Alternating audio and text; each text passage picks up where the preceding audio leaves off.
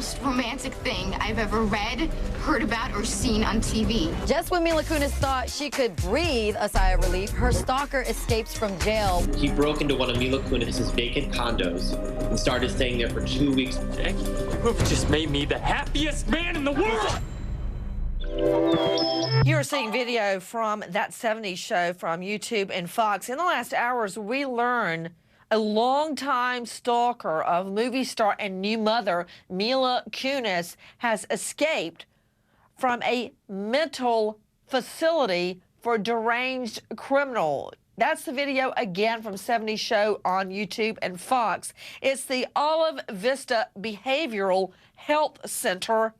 Matt, I don't understand how a guy who has been stalking one of America's most famous movie stars manages to escape. Yeah. How does that happen? Yeah, let's not sugarcoat this, Nancy. He busted out of this place. He got through two different... Wait, am I seeing it? That's it? What? So he could just come out of sliding glass doors? No, actually, he had to break a window. He had to pry open a small window, and then he had to scale a fence that had barbed wire on it that was reportedly 10 feet high. The cops are saying this guy is incredibly dangerous. He is still fixating on Mila Kunis. They are very concerned that as recently as just days before his escape, he expressed his obsession with Kunis, and she has also been personally notified, Nancy. She has got to be scared right now about what's going on. Okay, hold on. Back it up. I want to see the pictures of this Olive Vista. I was researching it and found a comment stating Olive Vista is one of the most unorganized behavioral health institutes I have ever encountered. I have a loved one there and have no way or means of moving her unless I bring her home, where she would be unsafe. Okay, that's one of the reviews of the Olive Vista Behavioral Health Center. Let me see the picture one more time, Liz, where the rooms are... Okay, that does not look like a facility for criminals, Alan Duke.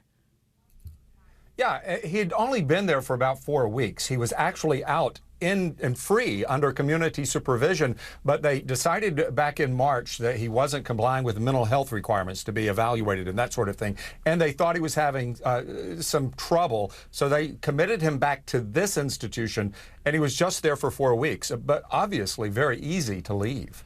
So let me ask you this, everybody, you just saw Black Swan from Fox Searchlight Pictures. So the Olive Vista Behavioral Health Center, is it for criminals or no? Because our information was that criminals go there. Is that wrong? Was he just there for a mental evaluation? The center has 55 beds for people who have been sent there. Forensic mental patients, I believe, is the technical term. That's criminal. Yeah, which Forensic is criminal. Okay, so 55. Let me get this straight. This is a place, I can't get over the sliding glass windows, the glass doors, because that's the easiest thing in the world to break into. And they can just come right out.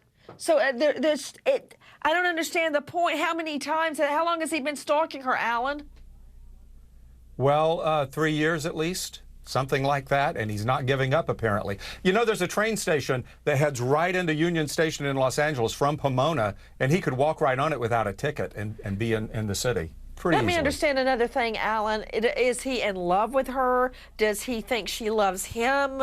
Why is he, does he think she's married to him? What is his thought pattern on Mila Kunis? He is obsessed with her, and as one person observed, he said that he could eat her. I don't know if that meant literally or just figuratively, but he is extremely obsessed, and he's not shaken that in the last several years. Okay, I think I heard you say that he wanted to eat her.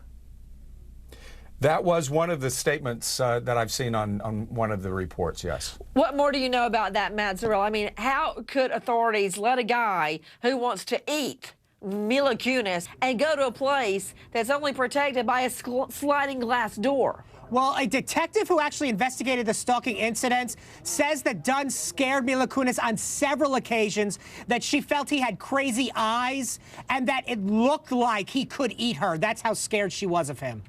Oh, Oh, okay. Dr. Daniel Bober is with us, forensic psychiatrist.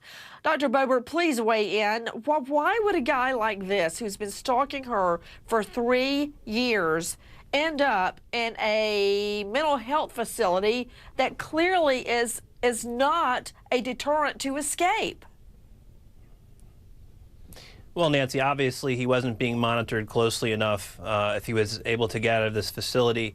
This type of stalker is actually a less common type of stalker. It's known as a love obsessional stalker, and the perfect example of that is John Hinckley Jr.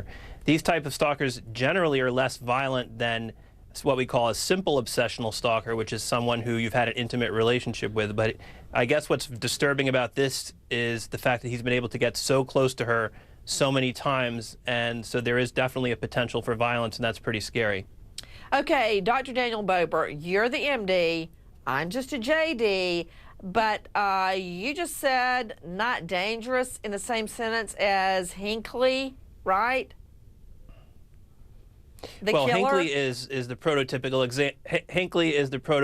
example of this type of stalker, but most celebrity stalkers never actually connect with their celebrities. Usually they worship them from afar, and they have a fantasy that they will be with them and that the celebrity is actually looking out for them or worshiping them in a sense. So it's they tend to be less violent, actually, even though John Hinckley was the example that I used, and obviously John Hinckley was violent. Dr. Bober, everybody, you're seeing 70s Show from YouTube and Fox. Let me see Dr. Daniel Bober joining us out of Miami tonight. Dr. Bober, you're a forensic psychiatrist.